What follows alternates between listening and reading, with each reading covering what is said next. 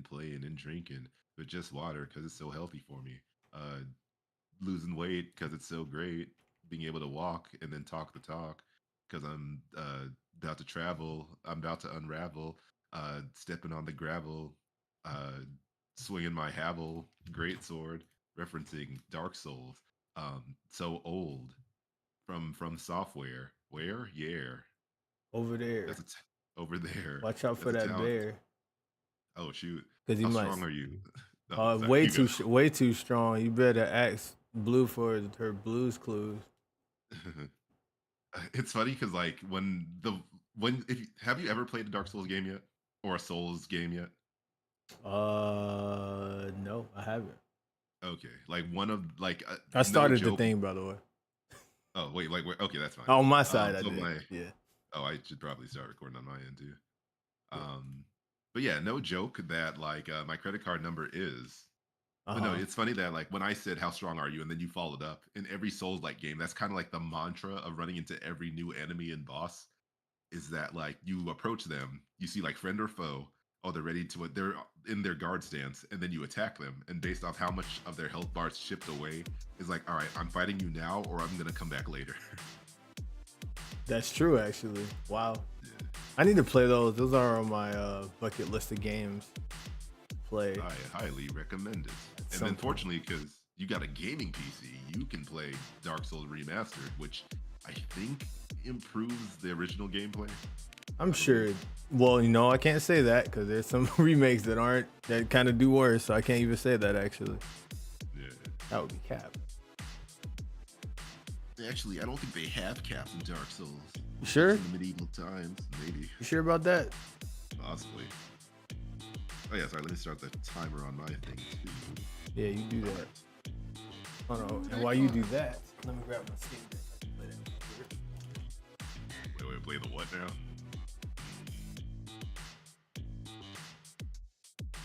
I missed that chat. What goddamn game did he say he was gonna? Oh wait, no. Oh no. Wait a second.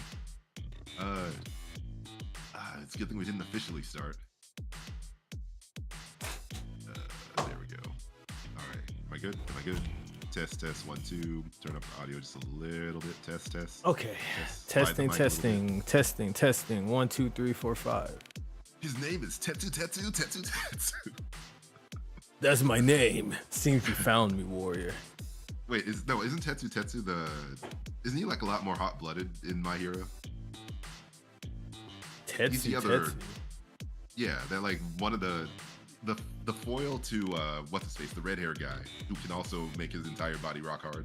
Oh, the silver dude. Oh, I think Yeah, whatever. I know what you're talking about. Yeah. yeah, that like for some reason his name just like lives in my head rent free, like Tetsu Tetsu Tetsu Tetsu. Like what a name. Wow. I sure could use some free rent myself, but Also, lastly, I'm glad you took a quick moment to fetch whatever you needed to, because like OBS was not recording my voice until like a minute ago. well, that's what I'm here for, to do what DT4 can't. But you didn't do anything. My work here is done, but you didn't do anything. Yeah, I did enough.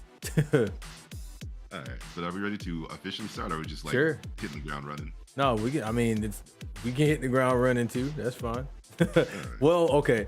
Welcome everyone to the P4FX, aka Pause for FX News and Discussion Podcast. We have not done this thing in quite a while, but we are here while we have time. So just catching up on everything. Hope you guys are enjoying yourselves and everything in between. I think having like, a little space in between episodes ain't bad. It gives us more to talk about. So yeah, this is your host Loxus and my lovely co-host. The cause of why we didn't have too many episodes recently, DT4. Oh no. Yes. Yeah, Yeah, I'll take that. I'll fall on the sword. I mean, you're going to anyway, but no, I'm kidding. Ouch, that sword. But yes, so I guess we'll start off with what we've been up to. So we'll keep it short enough so we can get to the game part, but at some point. So let's go. You go first this time. Oh shoot! If you're, All right, if you're okay with that. I don't mind. Sure. So what have I been up, man? So I'm getting ready to move soon. So my whole setup here is going to be changing. Rightfully so, 'cause my apartment complex hasn't been doing the best towards us. That's all I'll say for now. So looking forward to that. Things are gonna be a little different as far as my setup goes over there. As far as the Wi-Fi goes, I picked up these cool Google Wi-Fi pucks that you can buy, which creates a mesh network. Apparently, is way better than having a regular Wi-Fi extender. So I'm looking forward to using that. What else is there? I've been playing a lot of Tony Hawk Pro Skater. I got the remake on my Steam Deck. I've been playing that a lot. Been playing Sonic Advance and Zelda Link's Awakening on my not modded Game Boy thing. And been exercising, drinking some fruit smoothies. So I've been feeling good with that. Had some discussions with DT4, which I'm sure we'll get into after this, about, you know, like different ways to help cut down weight and everything. And I got a water bottle that has times from 7 to 9 o'clock to drink water. I think it has like 2,000 milliliters in it or whatever of water. You can fill it to the top. So I've been drinking that throughout the day and working out and stuff. But yeah, that's been the main thing for me. Yeah, it's man, I feel like we will be here all day if I get too deep into the whole weight loss thing in general, like the nuance of it. Mm-hmm. So maybe that needs to be saved for a future episode. Awesome. Sure. Yeah. Have a health But episode or something. I feel like we can get to a point where we don't always have to just talk just about games. At some point, maybe we just talk. So, yeah. The P4FXH, H for health, F for finance, L for life, another F for family. Oh my goodness. P for politics. Yeah. No, wait, no, not too that. late, too late. You already agreed to that. No. I meant yes to no. Yeah. So yeah, getting into it real quick. I'm about to go on a trip again, which is partially why we're kind of like hurrying into an episode now, but not really hurrying. We're catching up as well. But I really wanted to like make sure, you know, we got our words in before I hit the flight again. I'm going to Nihongo, a grand old Nippon, the land of the rising suns. You know, Japan. Of course, yeah. First trip, right? Yeah, first time ever. Second time stopping by, if only because I was passing through on my way back from Australia. And I think I told that story about how I really wanted to get to the Pokemon Center in the Narita airport. Mm-hmm. Yeah, but like my plane left late from Australia, so like there was just no time to get to the Pokemon Center store, because apparently it's on the outside of the terminal, meaning you'd have to go through like the whole, not immigration process, but like that thing where you check your bags, promise like you're not bringing drugs or anything, and then like that would take too much time and I didn't want to miss my flight. So fortunately, now is going to be my chance, not just for the Narita airport, but Osaka, Kyoto, and Tokyo. So looking forward to that. I've been scrambling all week to do more commissions to make a little bit more pocket change, so I'm not walking around broke, so I can actually have a decent time. That's good. Okay, you know, how much money would you bring to Japan? Like, you know, say how much oil. I can say it's without getting you messed up somehow. Okay, well, how much would you recommend somebody bring? There we go. I honestly don't know, because the obvious answer is the more the better. Sure. Bring so much that you don't have to look at your account every time you make a small purchase. Bring so much that like that if you randomly see something as you're walking around, you don't have to hard consider like, but do I really need it? Or like, you know, you have to risk missing out, because especially going that far across the world, in like the chance that you may never go back again unless one, you really, really love that country, or two, you have the funds to go back again. Like you kind of want to do it all right, as well as you can the first time around. Sure. So in my mind, like I'm thinking like the higher end of at least $1,000. But like that sounds kind of like, that feels out of touch for some reason. Right. Like you could probably make like, you know, $200-$300 work. But like, you know, if you want to have all the snacks you see, if you want to get souvenirs for friends and family, if you want to get exclusive stuff that you otherwise would have to purchase through like import stores online, which would also be expensive in their own right, then obviously like, you know, save up as much as you can and like just have a budget for it. I think 1,000 could work. And especially if you go find all the right food places and stuff and like aren't doing a 4-star meal every night, I'm sure you can make it work. It's Japan. They're known for convenience. So like just hit up a konbini, aka a convenience store, in order to I've learned a little Japanese, in order to like save some money. Get that egg sandwich or whipped cream sandwich. Whipped cream sandwich. It's better than you think, but also as mid as you'd probably expect. Yeah. Mid is a word that comes into mind. Potentially. Because, like, admittedly, when I was passing through Narita Airport, I went out of my way to find a place that served those, like, fruit and whipped cream sandwiches. And, yeah, it wasn't great, and it was probably more expensive than I needed to pay. But it was an airport, so it kind of makes sense. That makes sense, too. Yeah. But away from that, though, I'm not going to bring up too much other game stuff. I'm currently making my way through Dragon Quest XI. Okay. It sure is an RPG. But it makes me appreciate like kind of the more down to earth, like whimsical side of RPGs, as opposed to like the super serious, like spiky hair, giant sword, melancholy kind of RPGs, or that are a little bit too waifu pandering, if that makes sense. Yes, it does. Because I'm playing. Oh, I forgot. There's an RPG that I've been playing too. That is kind of waifu pandering, but not quite. But go ahead. Oh, what is it first? Oh, I've been playing Grand Blue. Okay. Grand Blue Fantasy. It's not as bad, like, at all, but it is some waifus in there. But they got a lot of husbandos too. But that game's been really fun. That RPG one, and I've been playing the fighting game one. So both has been really fun. But yeah. Also versus and wait, so this RPG one, isn't that the one that was? It's not the mobile one. It's the one that was set to come to consoles and PC. That's correct. Yeah, that came out and it's beautiful, especially on PC. It looks so beautiful and it's really fun. It quenched my thirst of wanting to play like Kingdom Hearts. Kind of has that Kingdom Hearts action RPG kind of thing going on, and it's really fun. I'll admit. So I've been loving it. It quenched your thirst, all right. Oh my gosh! Back to you. Okay, so Dragon Quest XI, really fun. And then away from that, I'm making my way continuing through One Piece since the last time I think I must have talked about it. We must have done an episode since I first talked about it. Yeah, you have. I am at episode 880 something. Like, I look back on I feel like I went on a grand adventure where I set sailed and set off on my hopes and dreams, hoping I could find all the good things that I was looking for. But CJ, I want to reassure you, there's always room for you if you want to be my friend. Because we are on the cruise. We are.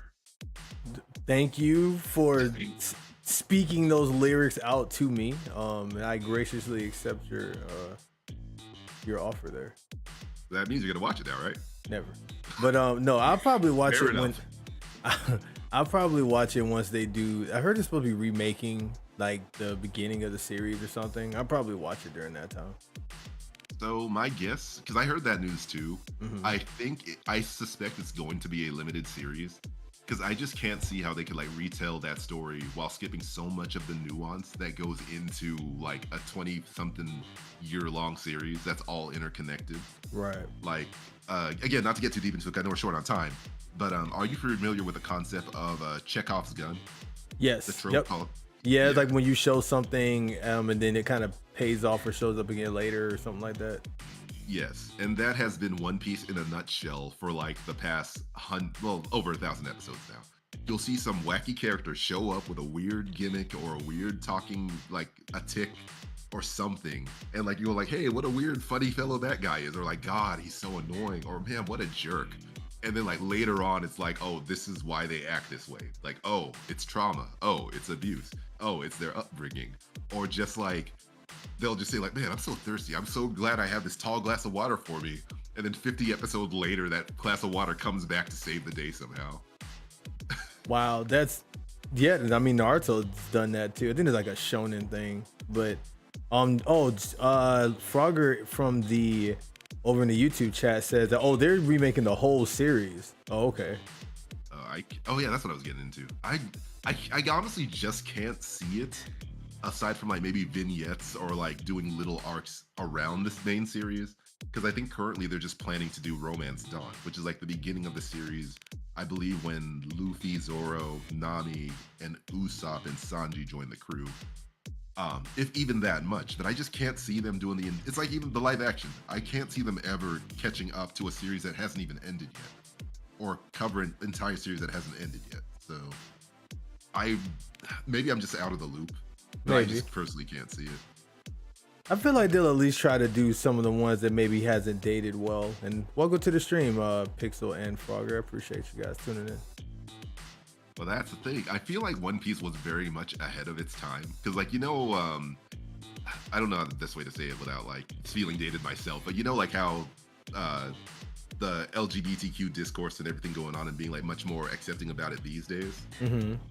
The writer Oda was like well ahead of the curve when he introduced like Bon Clay and then like the kingdom that like he became friends with like I think it's called the Okamabaka kingdom, which is basically like a very trans friendly kingdom where like men and women get to live the way they want. And this was when like One Piece was still showing up on 4Kids. So like I look at those two things and I wonder like, man, I don't know how 4Kids would have handled it if they maintained the rights, much less kept the series going. But like I feel like it was ahead of its time on at least on a few fronts. Yeah, I feel like One Piece did a lot of things very obscurely. Yeah. And like the early episodes, the funny ones is like it's like Zoro's a lot more fat phobic in the early episodes. Oh, like no. anytime he's fighting like a big character, he's like, "Oh, you're a big guy, aren't you? Hey, fatso," and all that other stuff. It's like, oh, I don't know about this, but you can tell it's an element of its time. Yes. Yeah, and like it's a lot more progressive later on in the series, but like the series itself is progressive in the grand scheme of things too. Like you literally got a revolutionary army trying to like take down not the proletariat, an elite group, basically. The people who think they're so high above regular humans that they feel like they can like actually own people for slaves. That's how high they think they are. Oh, wow. Yeah, so this is the last thing, but like one thing I've been finding funny with One Piece is that it somehow manages to balance like the wacky cartoony style that you see that's so off-putting to a lot of traditional anime fans, while also getting into like some of the harshest, deepest subject matters you can think of, short of like what would make it like R-rated by American standards. Like, haha, a cute little pirate show. Also, here's a civil war that's about to go down here, while genocide apparently happened over here, while regicide happened over here, while slavery is happening over here. So, like, it's great, but it can be heavy on certain parts too. So, prepare your heart. Sure. I'm looking forward to it. Like, I've been hearing stuff about the series since I was a kid from you. You know what I'm saying? So yeah, forward to it. Can't believe how old it is. But it is. I would think I was like 11 or 12 when I was watching, we're listening to you talk about it. And I remember us talking about Naruto versus One Piece back then and stuff like that. I was deep into Naruto during that time. I was admittedly into Naruto too, but sometimes I think about like what was the big three at the time and like which ones kind of stood the test of time in certain aspects, I guess. Mm-hmm. Because there was a time when Bleach was considered one of the big three. True, actually. Yeah, and then like there was an anime special featuring Dragon Ball Super, Toriko, that shonen cooking show, and One Piece. And like Toriko was being pushed as like the next big thing, and I completely forgot it existed till I came across that crossover episode. That's funny. I remember that crossover. But that episode was weird. It was up for like a fever dream or something. I mean, there's so much footwork has to go into like how did they don't even talk about how everyone came across each other. It's just like, oh, here's a special tournament going on where the strongest fighters in the universe come across some pirates and some chef guy who can take down really big monsters and cook them. That's crazy. But you didn't miss much. I see. Yeah. But I know I'm rambling on that. So like, what else? What's on stock? What else we got? What do we got here? What do we got? Dang, there was something I wanted to mention because you reminded me of something, but I can't quite remember off the bat right now. So did you see that? Because I don't think we talked about that in the podcast. You saw that really cool trailer where they show Emerald and that Sonic Generations thing? Yeah, it wasn't only just a few seconds, but was he I didn't like pay the fullest attention to the trailer, but was he attacking Maria or was he just on the scene? No, so because they talked about it in Sonic Battle, though, like, you know, when I was younger, I didn't read all the text either back then. But apparently he was, you know, Dr. Gerald Robotnik found him in there, and then like he just went on a rampage, and like, you know, Maria's like, "Oh, Shadow, go stop him and save Dad." And he's like, "All right, bet." And then he goes and tries to save him, and then they end up clashing and fighting. Like Emerald just on a tear, because the way Emerald was built as like this freaking war monster thing, so he just like goes and kicks tail. So yeah, Shadow, go fight him. All right, bet. yeah, pretty much. That's exactly how I went. Like, all right, cool. I'll go take him out. That's exactly what he did. But the trailer was animated well. But the biggest thing was just seeing Emerald again was absolutely insane for a lot of people.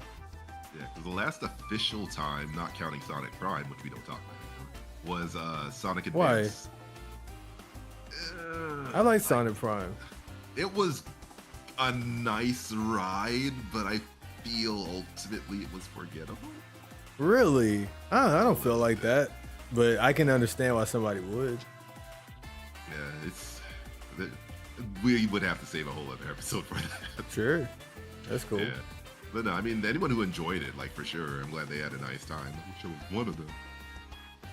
Even if it was just one of us. Mother freaker, I lost to that computer. I'm playing Kirby's Air Ride. Oh, I thought No. I thought you were like following up with the joke. No. No, that was from Kirby's Air Ride. But yes. Oh, okay. Okay, well, off tangent for a second. Have you been watching that new Fairly Odd Parents? I haven't been watching it, but I've definitely been hearing good things about it, which is like, I'm happy a remake, a follow-up is actually like getting good reception for it. Oh man, yes. And then like you saw how they added Poof back, or Perry. Yeah, like just canon. We got canon, we got lore. We do. I'm like, wow, that's actually kind of neat. So I like what they're doing, and they're actually bringing in people from the other series and adding depth to them and more story. It's not just shoehorned in there for nostalgia, even though it totally is. They're actually like, you know, making it feel like a true sequel. It's like the truest sequel of Fairly Odd Parents that we've had. So I think it's called. Sorry. No. I was gonna say I think it's called Truest Wish, or what's it? A New Wish? I can't remember what that joint was called. Yeah, it's a new wish. Okay, yeah. Yeah, like I was, because yes, a lot of shows don't have the best track record of like succeeding what, you know, previously came, especially when the previous version kind of like went out with a fizzle. Because like the original Fairly Odd Parents had so many opportunities to like walk out while on top. Yeah. Knowing they introduced Pooh, then they introduced Sparky, they introduced Chloe. Yep. They removed Timmy's friends. Nothing came of Trixie. Yep. So it's cool that like I think what helps is that like they show an interest of, oh yeah, then there was a live action remake or the live action series. Yep, the live action series, which like I don't know what's canon anymore. So it's cool that I was nervous about it being in 3D, but apparently they're doing such a good job with like making jokes and depicting everyone in 3D. You kind of get used to it.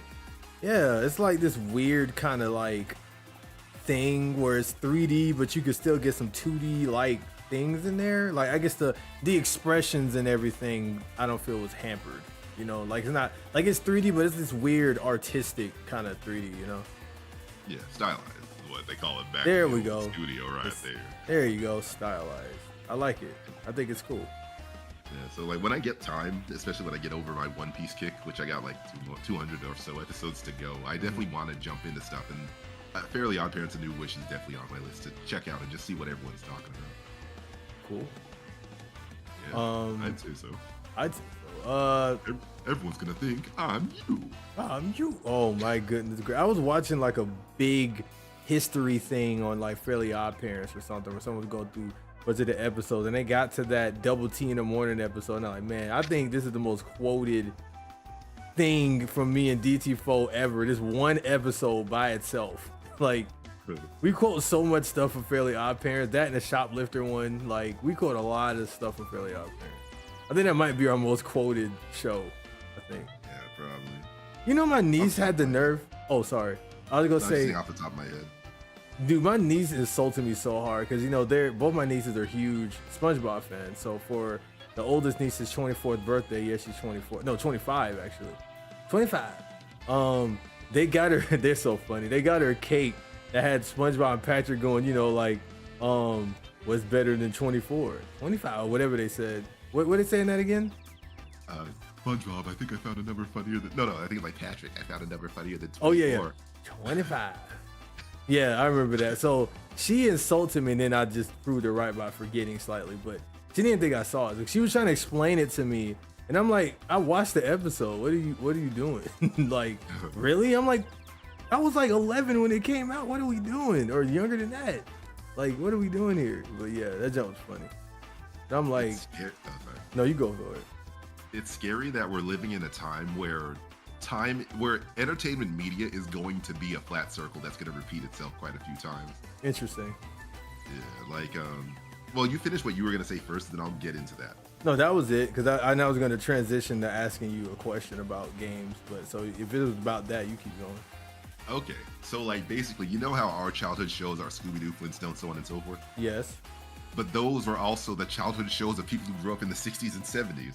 So like we're already like getting that loop cycle of like enjoying old shows. And then do you also remember that Warner Brothers animated cartoon of the Dover Boys? With No. Tom, Dick, and Harry? Like, No. Or did you hear that meme of like this one guy with a pointy nose saying like, a turnabout, I'll steal it, and no one will ever know. That sounds kind of familiar, actually. Yeah, like that was basically a meme, but it was so popular like a few years ago, which is funny because that is also a cartoon from like the 60s or 70s or so. So it's like in the same sense of your nieces like kind of saying, trying to explain to you a cartoon that you used to watch yourself when you were younger is like putting us all in this weird position where like we're gonna be the out of touch old people who are also in touch with it, not in the cool hip way, but like in touch with what the younger folks are gonna try to explain to us about. And it's gonna be so much more awkward than like I think even our past years when we were kids, because we were so far removed from what our parents enjoyed outside of like music that they introduced to us or movies or shows they introduced to us. That is kind of funny to think about. I didn't think about it like that, because like even like the Looney Tunes and stuff, like my parents watched all that stuff before I got to it. Or even like music too. Like my niece is so into Michael Jackson, man. She's like as big a fan as I am, but she wasn't even alive when he was around, and like he died like before she was even old enough to like recognize anything that was going on. No, she was alive when he was alive, but she wasn't like old enough to recognize anything. Yeah, like by 2009, I wouldn't say he was on a comeback. Like he was set to go on a tour until he passed away. Yep. But like even at that time, he was still on the downturn. That like he was kind of out of favor with a lot of people until he passed away. Then suddenly like, oh boo, the king of pop, I miss him so. Even though everyone was clowning on him previously before that. Don't get me started on that. I got friends who did that. I got friends that would literally like roast me for even bothering to bring his name up, and then those same people were like, oh, king of pop, best guy ever. I'm like, you mother flippers. You hypocrite. You weren't there. If you didn't respect him if you didn't like him at his best, if you didn't like him at his worst, you don't deserve him at his best. Exactly. But more people appreciating him. It's fine. Now I can listen to Michael Jackson without getting judged all the goddamn time. So, there's a trade-off. Cool with it.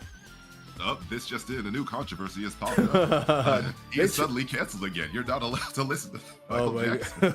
Now I'm not listening to Michael Jackson again. What am I supposed to do all this Michael Jackson stuff? Yeah. Okay, things changed again. You're allowed to listen to him again. Apparently, we've gotten past it. That was fast. Well, yeah. Actually, we're back again with another controversy. Oh my goodness. But back on the topic of games, what are like some of the top games you're looking forward to? Oh, wait a minute. Okay, even before that, sorry. When do you think we're getting the Switch to? Like, do you think it's by the end of this year or the beginning of next year? Oh, with the holiday season approaching, next year. Okay. Why you say that? Yeah, because they're not going to miss out on selling a few more OG Switches before introducing the new one. And even when the Switch came out, that was released in like the new year. I think March. When the 3DS came out, that was also released in the new year. So like it's just like unless you're like in that position of like we need to make a lot of money for the holiday season, I do believe like Nintendo's going to continue the trend of announcing the Switch 2 next year. And I think they even said as much, that they said like, you know, with the direct, like these are the last games you're gonna, or the games you're gonna see this season, but don't expect news about the Switch 2 until next year. That's true. Don't bother us, kid. But what about the Switch? Dude, there are. Did you watch Switch? I almost said Switch. Did you watch Shrek recently? Nah. Well, okay, the most recent, I watched it in like 2 years ago, 2 or 3 years ago. Okay. Just like a little bit of the context of like hearing Shrek stuff recently from you, which is only 2 times at this point. But I had a nickel for every time. So wait, when was the other time? Oh, because I put that Shrek picture in there? Yeah, you put that GIF or GIF of the donkey saying nope. Basically. Yeah, I remember that. Yeah, I seen it. I seen it pretty recently. I saw it pretty recently. Okay. But yeah, Brian. So you were asking about games I was looking forward to. Yeah. All right. Not backwards, but forward. Yeah, it's kind of a weird answer, but there's this one game that came out today that I bought immediately called Vivid Loaf. Okay. Which is like, it's kind that sounds familiar. Yeah, it released on Steam like I want to say several months ago. And I came across some gameplay video on Twitter. Not gonna call it X, Twitter. Screw you, Elon. Twitter. But like it has a very like Dreamcast puzzle game vibe, where like the main character has like a 3D vector look to it. Has no limbs. Like everything looks very Y2K aesthetic, music style, everything. So it's like I don't know what this game's about. I don't know how to play it, but I'm very interested. And it was only $10, so I'm looking forward to seeing how that goes. I will report how much I like it or hate it, you know, when I get back. Thank you. Please do. Yeah, no problem. And then another game that I downloaded today because I'm kind of stocking up on games with some gold coins that I was awarded earlier this year. But I downloaded an arcade game called Donut Dodo, which like it kind of looks like an unassuming arcade game. But what kind of won me over was the music in that game. Like, you know that dumb meme phrase of like they didn't have to go this hard. Yes. Yeah, the music is like wild in that game, and it's because it was created by a dude named I think he calls himself online Cosmic Gem. I need to look up his real name, but like he has a very particular like style that could almost rival Jake Kaufman, the guy who does music in like Mighty Switch Force, Shovel Knight, like those, like, you know, when you know an artist is that good, you kind of want to see what else they make. I know exactly what you're talking about. I've done that before with like a couple people. Any for the audience at least, any ones you can call off the top of your head? No, I don't know their exact names because they were like Japanese people, like Japanese instrumentalists and whatnot. But like when I was watching, like I went on a binge where I would listen to game music, and if I liked it, I'd look up the artist so I could find more of the music. And like I think I mentioned it before, like I found the guy who did the Pokemon Coliseum music, because that music's legendary. XD, and Battle Revolution also. And then come to find out he was doing, I'm like, does he do anything anymore? Because I know this music recently ain't his music, but he does a lot of music for the side games, like the Pokemon puzzle, you know, or like pinball or whatever, you know, those little puzzle Pokemon games. And those sound freaking amazing. It turns out the woman that made a lot of the Bomberman music, even in Heroes, yes, that was a lady. She made some modern day remixes, and she still makes music, which is cool. I don't think for Bomberman, obviously, because Konami did it. You know, just stuff like that. I think a couple Sonic people too. I was looking up. Whoa, Junson, no, we already know about him. Just like I've just been looking up things like that. So, or Mega Man Transmission. I found that person, the Japanese artist who did that one, and they were making music for other games, and I found a lot of other music that if you like that, you know, that Mega Man Transmission music sound, there's other music out there like that from that person. So pretty cool.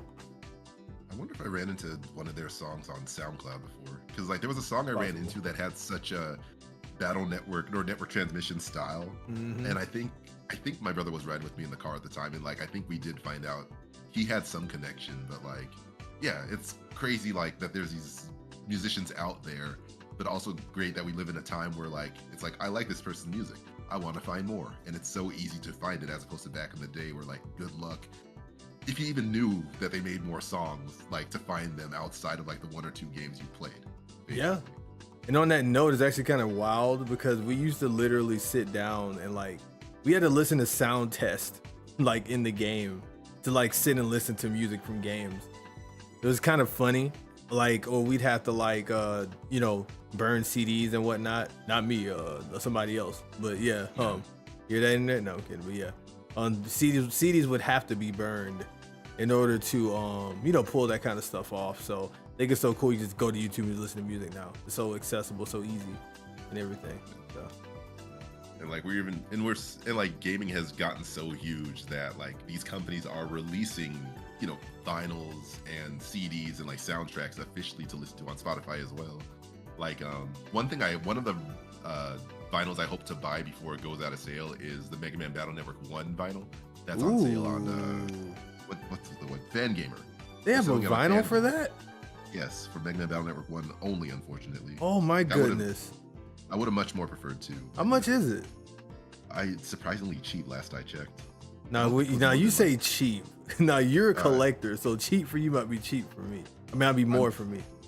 I'm pretty sure it was like around $30. What? I need to buy that ASAP. What? Let's see. Mega Man Battle. Did they release that in response to the Mega Man Legacy Collection? Was that like with that whole thing? Or I believe it had to have come out around that time. Because I feel like I remember that being a thing. I know there's a lot of games that are having like vinyl stuff, like collectibles with these games. Like Sonic did it, and Splatoon has some, like when Splatoon 3 came out and stuff. Yeah, I'm seeing a Battle Network 2 one as well, but I'm not sure if that's official. The only one that I would generally trust is on Fangamer. Yeah. And it looks like it's saying it costs $29 before shipping. Dude, I would 100% take Battle Network 1 though. Like, I'll take it. I don't care. As long as I got a Battle Network 1 in general, I can hang that on my wall. It'd be dope. Can you send me a link to that? Yeah, I can.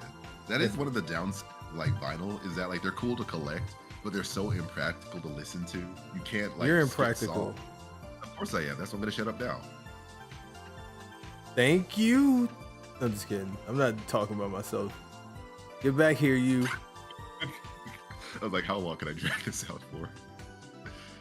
Alright, I'm checking real quick. But yeah, as far as those games go, yeah, Vivid Lope was an interesting looking one. Donut Dodo, because I know I went on the tangent about the music. The gameplay, like, the concept is like basically Donkey Kong, except as opposed to trying to, original arcade Donkey Kong. Okay. And instead of trying to rescue the princess or the lady that was kidnapped, you're trying to get these donuts back from a dodo who stole it. You collect all the donuts on the stage, and then you get the big donut and you beat that stage. There's all kinds of like bad guys and like dangers running around the stage. You have to understand their patterns in order to not get trapped or beaten. It's very much an arcade game, but the music does a lot of the heavy lifting. And that's why like I kind of downloaded for like, and it was only $2.50 because it's on sale right now. Wow. So like, you don't have much to lose. There's a lot of games like that that's out that's so cheap, especially on those summer sales from Steam, bro. Yeah, like we are living in, as dire as so many other things are, we're living in a great time for gaming where like some of these hundreds of hours of long games can get as cheap as like $5, if not less if you're lucky. That's true. So to wrap up, I don't know a lot of games I'm necessarily looking forward to at the moment because my budget's still kind of been tight. But I did, for the trip to get ready, I also downloaded Balatro, which I heard good things about. But have you heard of that? I haven't actually. What's Balatro? The Balatro is, on the surface, it's a poker game, a poker roguelike game. But like apparently it runs deeper than that, and like the gameplay is super satisfying. But it's so much of like a information on a table kind of game that I still don't understand what the hype is, and that's kind of why I bought it, to like figure it out myself. Those kind of games are very interesting. I've been wanting to get into some games too, just based off of that alone, like you just said. Yeah, like I would say it's probably along the lines of like Slay the Spire, like literally a card game where like you draw random cards, they have a special effect, and you kind of, you know, use that randomness in your favor to like get better results. Use that randomness. That was funny. I don't know why. Lol XD random muffin. I don't know, I'm just so random. All right, I'm done now. Yes, I ruined it. But yeah, Balatro, It's apparently they reached like 2 million downloads recently, so they're clearly popular for a reason. And then I downloaded Pocket Card Jockey because I never beat that on the 3DS. I really want to. It's the horse racing solitaire game from Game Freak. Man, these games, it's so funny when they mix these things together. Like, let's make a dungeon crawler roguelike card game, Slay the Spire. Let's make let's make a solitaire poker horse racing game thing. Like, I think it's funny. And if you don't think it's funny, you're just lame. Okay. Then you have no sense of humor. There you go. But it is the natural progression of how games are developed, is that like you start with a simple idea, running, jumping, shooting, so on and so forth. And it's like, all right, we've kind of tapped the well for this one basic thing. How can we make it more interesting? Sometimes it works out, sometimes it doesn't. But like once every so often you get those really special games that stick out so much that like it's likely to get like imitators as well. Like Among Us is so popular that you get a lot of these other games that are also about lying to other people while trying to like complete your mission. But one could say Among Us was inspired by an old real life game called Werewolf, where like everyone is assigned like a duty in the town while like a couple people are selected as werewolves. And you have to figure out who the werewolves are before they kill enough of the important people to win. So it's like kind of funny how there's similarities there too. Yeah, I know they play a lot of Werewolf at like, they used to play that game a lot at like conventions or like big gaming events and stuff like that were like overnight, like Beyond the Summit for like, or Summit rather, for Smash Brothers and stuff. They'd have like all night games of Werewolf and stuff. Yeah, I'm glad you're familiar with that. And I was thinking like, oh crap, I'm talking about it, but I have to explain it. And thankfully this time I don't.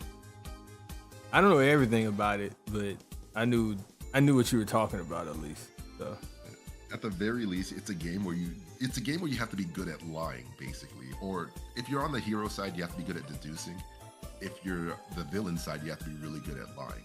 So I can't handle those games too well, only because like it's so cringe. When I was telling some other friends like a few years ago, it's like I just didn't want to lie to my friends. Oh, you're so like, cringe. I know. But to be truly free, you must embrace the cringe. Or when you embrace the cringe, you are less cringe. That's not how that works. Bro, that's cringe. I'm saying. No, that's why I'm saying that you say it's cringe is the real cringe. And I say it. No, I'm kidding. All right, so what games are you looking forward to? Well, no, you talked about games you're enjoying. All right, what games are you looking forward to? I'm looking forward to that Mario Luigi game for one. I'm also looking forward to really looking forward to that one. And Sonic X Generations, like I told you over the phone, I got everything I can get to get all those exclusive skins. Like I want the Sonic R skin, I need it. I want that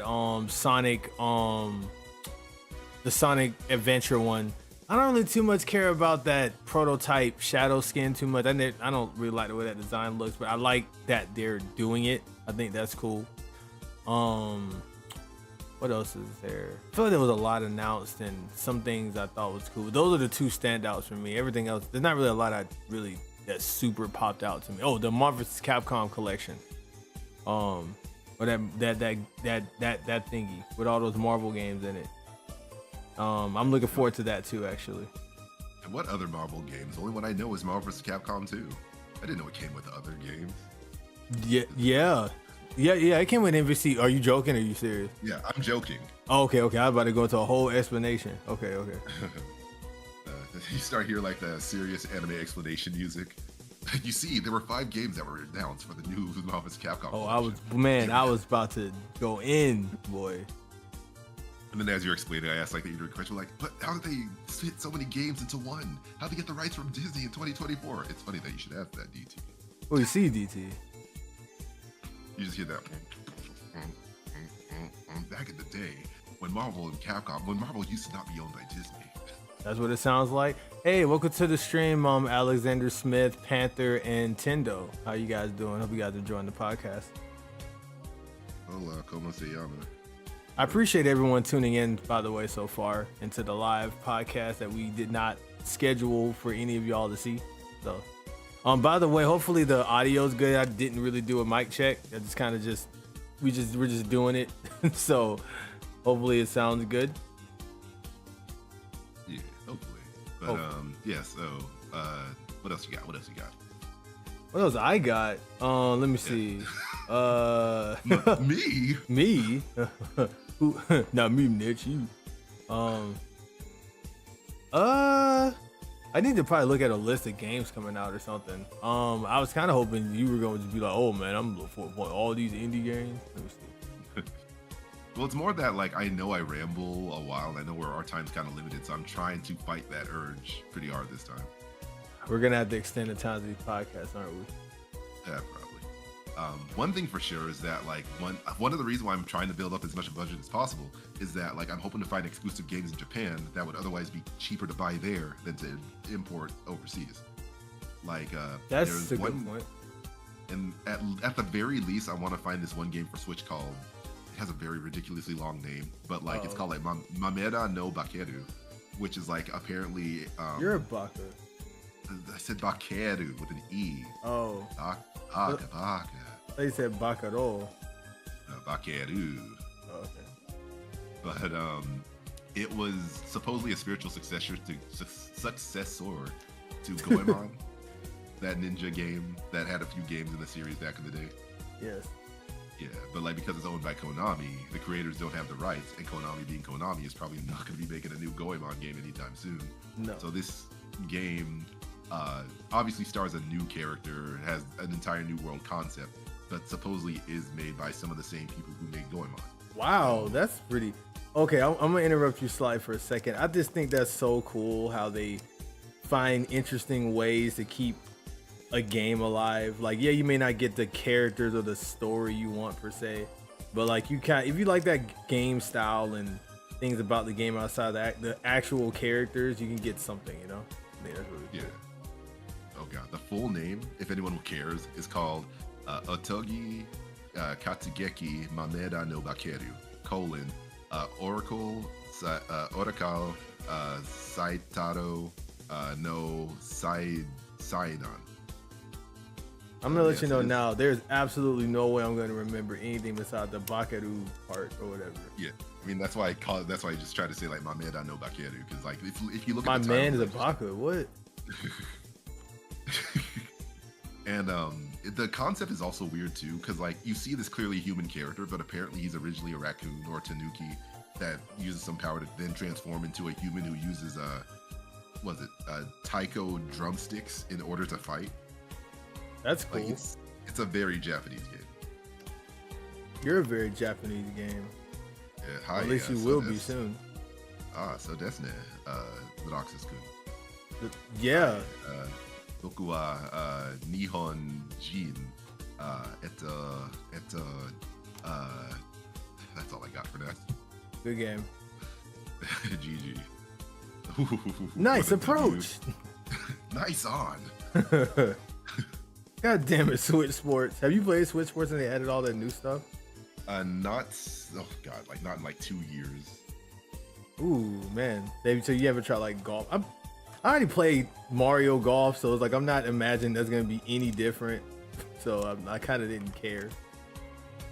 Yeah, it's such a rough tear because the game itself is fun. Yeah. But I think I wanted to enjoy more of the online aspects, and at a certain point, it was getting difficult to find people with a good connection to play online randomly. Really? Are those bots I was playing against the other day then? It can sometimes be depending on the game. But the other thing too is that I think it was at a time where I was kind of impatient. So if I wound up like having to wait like 2-3 minutes for a match, it's like I can't do this again, and then just moved on to another game. You are pretty impatient. Yeah. But any of the games that like you can play by yourself, like bowling, you don't really have to do multiplayer for that, so that can be fun in its own right. But so many of the other ones do require other people, unless you're playing against PC players or bots. Your bot. But what else we got? God damn it! I crashed on. I'm playing freaking Tony Hawk. I suck at this game, but it's fun. But trying to think of what else I'm looking forward to.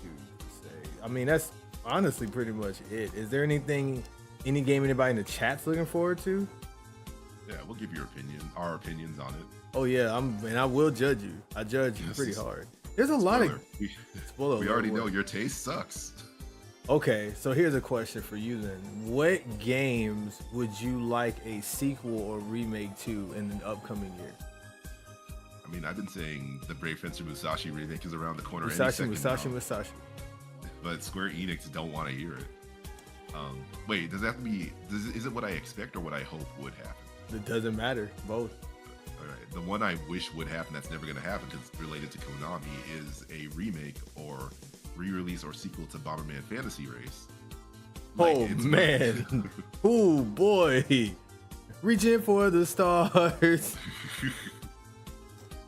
But like, it's not even a great racing game. It's just one of the conceptually coolest games in my opinion. Because for one, it's like those creatures from Bomberman, the Louis and the Tiras, the rabbit kangaroos and rhino-looking characters. Like, it's the most play they've ever gotten in a Bomberman game. But like conceptually, there's not a lot of racing games where you're like racing on foot technically. Like, they still function as vehicles, but it's just like it's cool seeing characters run as opposed to hop in a car. That's why Sonic R will always be more superior morally than Sonic Racing on concept alone. Even though racing is the superior Sonic Racing games, Sonic R is conceptually cooler for what you get out of it. Yeah, Sonic Riders is conceptually cool and all that. But anyways, it's okay to be wrong, but I agree that it's that's cool. cap. What the heck? Just because you can understand the controls in the game doesn't mean the you're game not is wrong. bad. You're not wrong. Of course I'm not wrong. What do you mean I gotta rotate the stick while I'm on this rail or jumping in the air? Man, you do it in Mario Party 1 all the time. There were so many games doing that back then. To be fair, Mario Party mini games are like I just more mean in the grand scheme of the racing. Where you're like, the grand scheme of a racing thing. I'm gonna ignore that and continue with that. Like, you gotta manage your air or whatever that means. And then like based off the character you play, you can only choose a certain path. And like it's hard to tell what the balance is. Bro, you act like you've never played Sonic Heroes, F-Zero, and what's the other thing you just said? Like, you played all the game, everything you just mentioned were in a bunch of games you played before. To be fair, F-Zero is more straightforward than Sonic. Wait. I said there's a combination of things. So, okay, combination. So, yes. Well, that's the point though.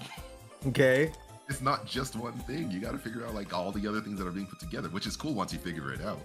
But that's the thing. You got to get over the hurdle of figuring it out. Bro, it's easy. I was 12 and figured all that stuff out. Man, but you had patience for specifically that. Me? I have ADHD. Yeah, but see, here's the thing when it comes to, I'm saying this as someone who hasn't been, registered for ADHD. Is that when you find something you really enjoy, like the ADHD can take a slight back seat. How do you know that? Because I know you and I know myself, even though I haven't been, what's the word for like making it official by a medical standard? Cap? That's what it's cap. That's what it's called.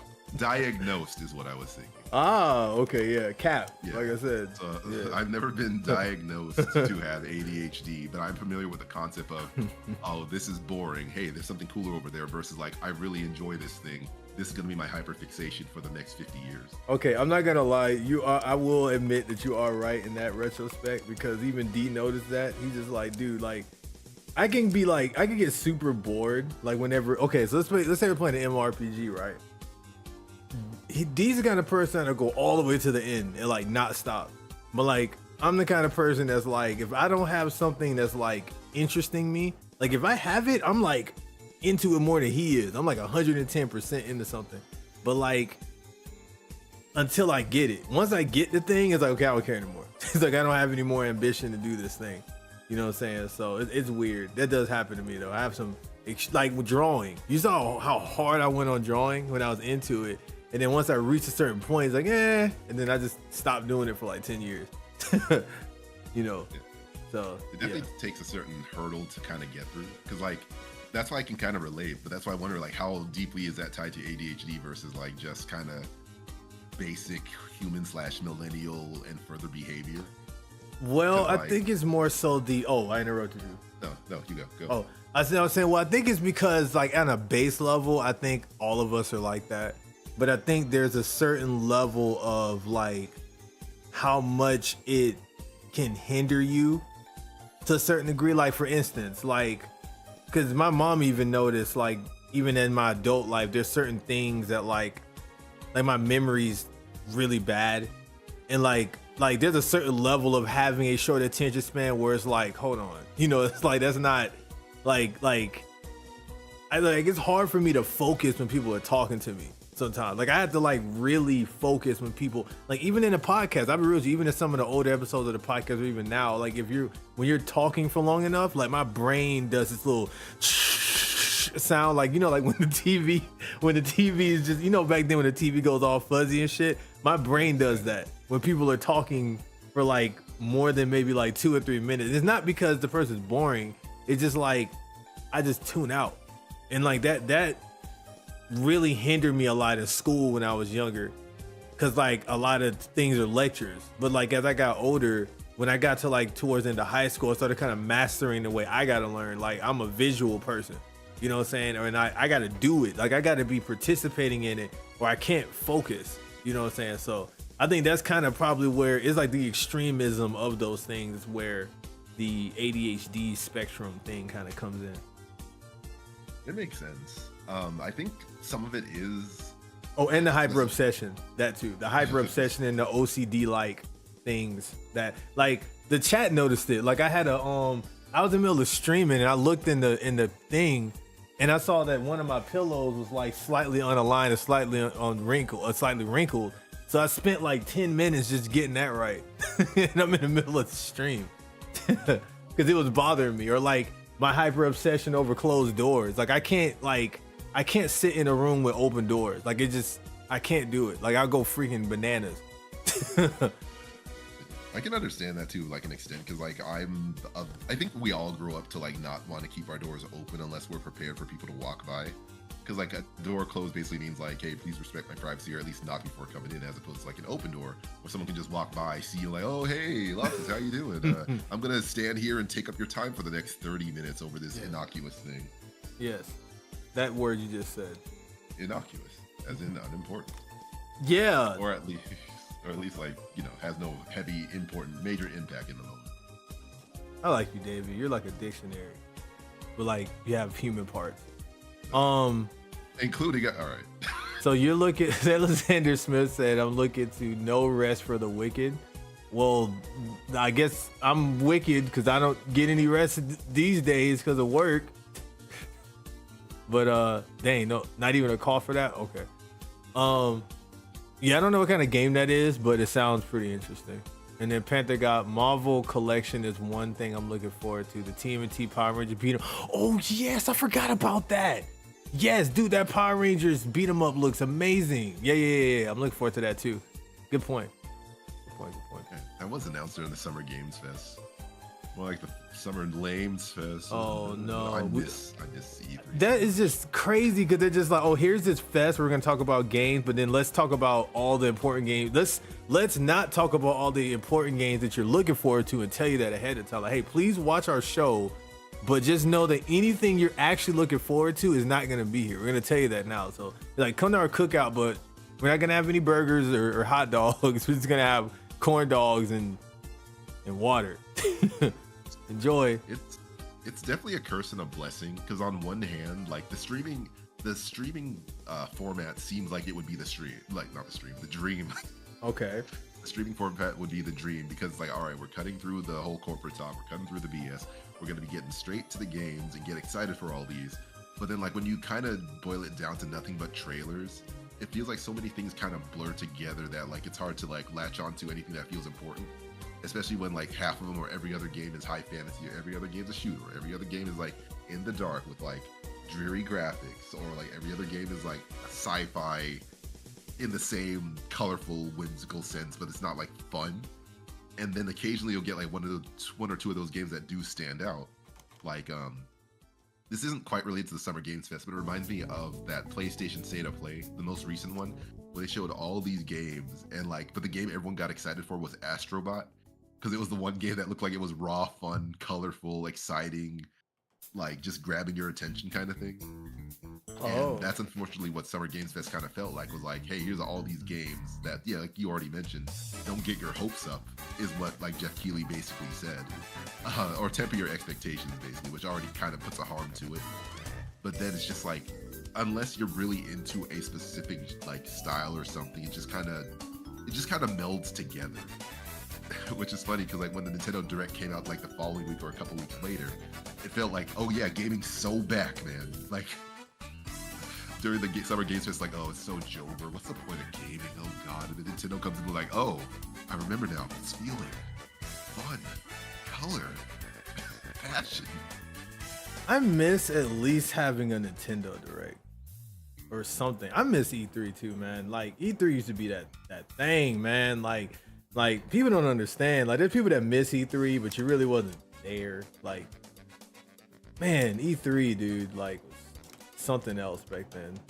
I never got to go to one. I'm still blowed. They stopped doing those by the time I can actually probably go to one. So it kind of sucks. Maybe we'll get a return, like how they brought back G4 TV after a long time. Wait, but didn't that get canceled in less than a year? No, don't they show? I think it comes on Twitch. They stream it. Oh wait, are they doing the Bed Bath Beyond approach of it? I don't know. Gee, what is that? So Bed Bath & Beyond officially went out of business, and then they said we're back as just an online shop. Yeah, I guess it's like a streaming thing. Cause I was feel like, cause they have like a the X Play and stuff on there. It could just be like. Oh wait, he said G4 is dead again. Oh, it is dead. I thought I saw them streaming on there. Oh well. They were going for a little while, but I'm pretty sure. I think like I coincidentally, of all the people that had kind of announced it, Gerard the Completionist was saying like he's out of a job with G4 because like they shut down basically. So yeah, launched 2002, and then like relaunched in 2021, and then closed originally in 2014, and then closed again 2022. Damn. So its revival was 2021, and its re-death was 2022. So like not a little more than a year. Like November 16th, 2021, November 18th, 2022. That's wild. Happy anniversary, we're dead. Stop it. Stop it. But it's kind of a testament to like where the state of gaming is now, because like thanks to the internet, you can kind of go anywhere for your game news. Internet? So I inherited the internet, but G4 really needed to step it up in a way that would have appealed to a lot of people. But the problem is that like you don't really need that in an era of YouTube where like half the users are talking about some aspect of video games in one way or another. Wow. Oh, he said there's a channel that shows old G4 stuff. I need to find that. Like, I used to just love just having it on when I was younger, and like just a novelty of having it, along with I never going a little over time. I don't care though. I just for a little bit. But I was gonna say treats. It just has a treat. It's been a while, but yeah. I like it. It was just cool getting on, and like I would be drawing, and then I'd watch like Cinemassacre where they play all these. Was it Cinemassacre? Not Cinemassacre. That's the thing. Whatchamacallit's on. What's that thing where I think it was just game trailers where they just showed like the top 10 trailers. They just showed a bunch of trailers for like 30 minutes or something. I think it was called Cinematech, or like, you know, when they always come out with a commercial like Cinematech. Oh yeah, Cinematech. That's what it was. That's a Cinemassacre. Cinematech. Yeah, Cinematech was fire. And I used to like watch that, and then I'd watch stuff like whatchamacallit, you know, X Play, of course. What was that not Drawn Together? What was that show that was like a pixel art like show? It's Code Monkeys. Dude, we were so hyped for that because that was like the first time anything like that ever happened. But it shit, like in comparison to what's out now, is just like, okay, who cares? But like, man, that was wild during that time. Like, me and my cousins, like I was up in Alabama, visiting my grandma. I used to go there every summer, and like we would literally like stop doing whatever we could to like watch that junk because it was just so crazy. Like, bro, it's a video game show, like literally, bro. Like, I don't even know what they're talking about in this show, but it's just cool. That was not a show for children. Definitely not. Like, it was impressive for its time because I'm looking back at some screenshots, and like they had a UI going on throughout the episode where like the score would go up or change like as the episode went on, and like it stayed in like a certain aspect ratio because it was trying to imitate the concept of a video game back in the 80s that would have that UI just always there. Yeah, you used to like stuff like that back then. That was funny too. Yeah. Wait, I didn't or did like that? No, because like it seemed like, well, not that you didn't like it, but I think you just got tired of it at one point. 'Cause I remember we tried to do that for our series. You was like, I don't want to do that. And I was like, okay. Yeah, I'll own up to that. That like the Code Monkeys, like I definitely watched like pretty much as much of the episodes as I could at a time where you couldn't like record or stream stuff. So like I really enjoyed it for what it's worth. I think it was just like what you're talking about is true, that I think I kind of got a little bit tired of certain things once I became too hyper aware of the trope and everyone else using a similar trope. Yeah. Yeah. Like these days I kind of understand the concept of like, well, you know, it's always been like, do what you enjoy. So if there's a concept or trope you enjoy, go for it. But I think it helps you understand what the trope is about in order to like, to dissect it in order to implement it like a way you feel is right, as opposed to just following a trend and not understanding why it worked in the first place. Man, let me do my trends, man. Shoot. I mean, fine. What do you mean I only got 2 views on this video I spent 5 months making? All right, fine. I'll just make a video about this one game I really enjoyed. What do you mean I got 2 billion views? Stop it. What do you mean passion sells? Stop it. Oh, by the way, there's this cool thing that came out, man. I gotta send it to you. So did you know they came out with these Digivices that are like literally Digivices now? Did you see those for the Digimon anniversary?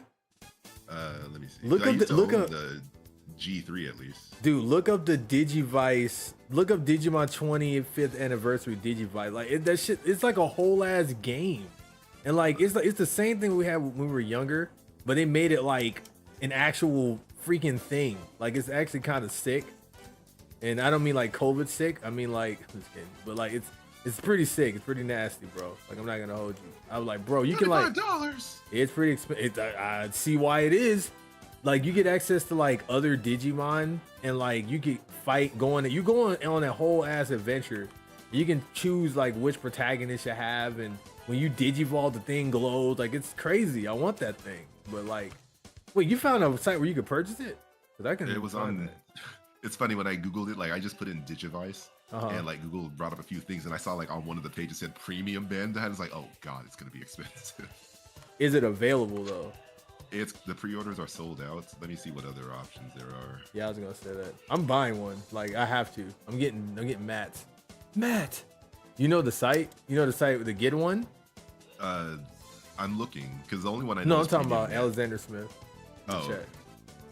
Well, my name's not Alexander. How the heck am I? Hey man, go ahead and slide that site over my way. You know, don't be too loud about it, cause I don't want other people to get that pre-order. But you know what I'm saying? Go ahead and slide that junk your boy away real quick for the one time. You feel me? It is kind of funny to think that in hindsight, the Digivice, the Digimon pet game back when it first released was literally just the boys Tamagotchi. That's all it was. That's all Digimon is. Like people think that Digimon's like a copy of Pokemon, and they might have got some cute from it. But more than Pokemon, that thing is a complete copy of Tamagotchi. Like apparently when they made the concept of Digimon, they based a lot of things off of Tamagotchi. Yeah, like I mean, I never made the connection until I realized, like, wait, they're both owned by Namco. Of course. Yep. I think the only kind of comparison to Pokemon is the tamer aspect of it, but people don't know too because you know we're Americanized that there's a lot of like boy monster shows. Back in the day, I think some may predate Pokemon actually. But yeah, Pokemon just got really popularized. So I'm checking the site that oh, he sent the site. Thank you, Alexander Smith. Yeah, I don't have the budget to pre-order right now, but like the clear white one looks really cool. Yes, it does. This is the original one.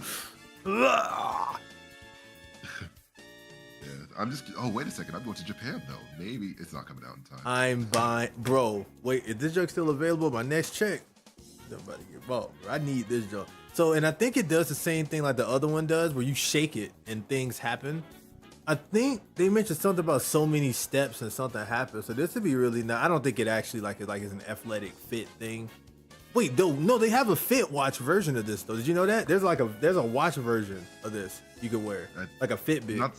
But not specifically that, because I think like it literally comes with like it's designed to be worn around your arm. I think. Yes, because they got one that you can wear. They got one you wear around your wrist. It looks like a Fitbit. I don't think it works like a Fitbit, but they have one that can.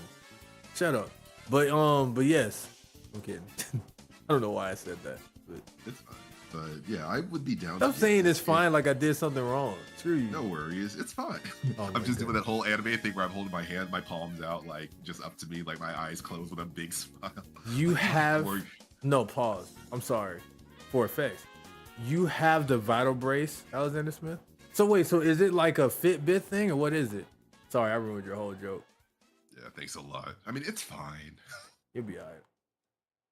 This is more important. No, I'm kidding. But that's pretty sick. I need one of those. We're over time. I need to go soon. But oh yeah, we probably should. Yeah, I do wish Digimon did manage to like kind of stick around in a lot. There's a lot of series I wish stuck around. Like, what you mean? It's still going. It's still going. All right, so I know it's still around, and people love it. And one of the games is super popular. It's not dead, Davian. I'm DT4. It's not fucking dead. Stop saying that. I'm not saying it's dead. I just wish like things were figured out. You stick around. We got to end the episode soon. Fine.